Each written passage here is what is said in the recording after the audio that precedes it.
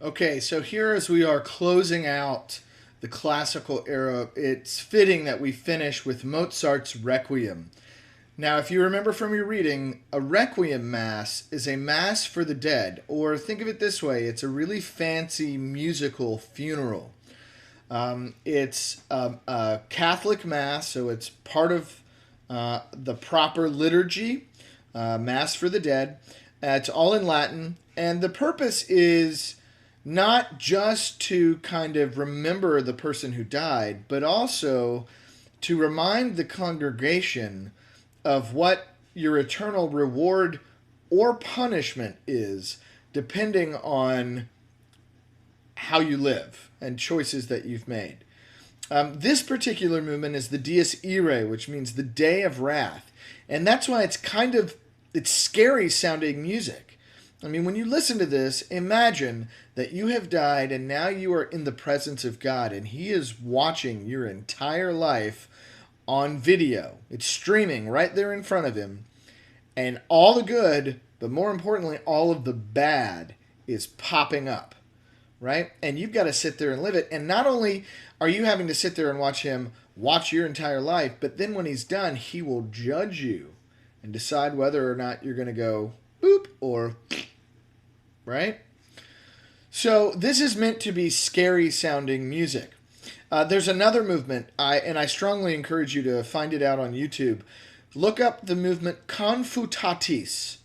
Confutatis maledictis, right? Which means consigned to flames of woe. And Mozart really, really clearly kind of creates a movie for us to watch, a scene for us to experience. The opening of the Confutatis movement is all fire and brimstone. It's sung with men down low, right? And it's Confutatis, really angry, really scary. And it's minor, it's sad, it's ugly. And then it blossoms into this angelic, beautiful melody in a happy major key. And the women are singing in a high range.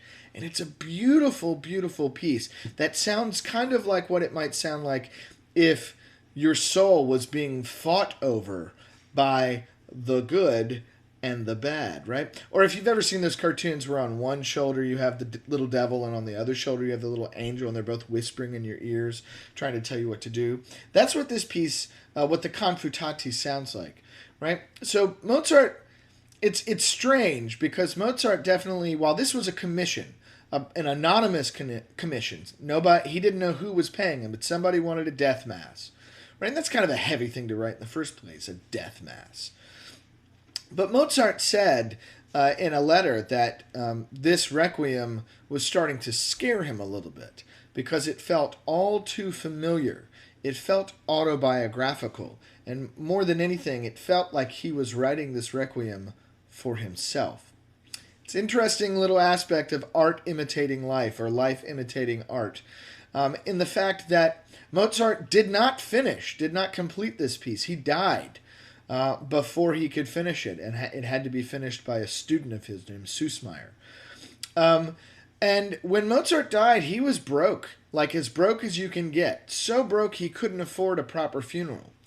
You just watched a video about Beethoven, and when he died, 100,000 people showed up to his funerals in a massive church, St. Michael's Cathedral there in Vienna, and all of Vienna came out to visit him. He has this massive gravestone in the city central cemetery where you can go visit, and there are flowers that you can put there. In fact, I've been there, and to be honest, as a composer myself, I got a little weepy standing in front of Beethoven's grave.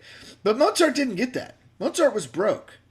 Mozart was put in a pine box after being shoved in a linen sack, carried outside of the town limits, outside of the city walls, to a mass grave, a big hole with a bunch of bodies, and he was unceremoniously dumped into that hole full of other dead bodies with a shovel of lye scooped on top of him, a chemical to help keep down the smell and speed up the body's disintegration, as it were, decomposition.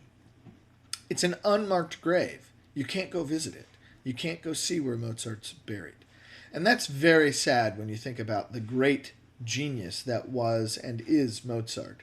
But we can celebrate his music and enjoy it, even if it is a death mass. So listen to this Dies Irae, learn about Mozart's last years, and then get ready to dive into the 19th century.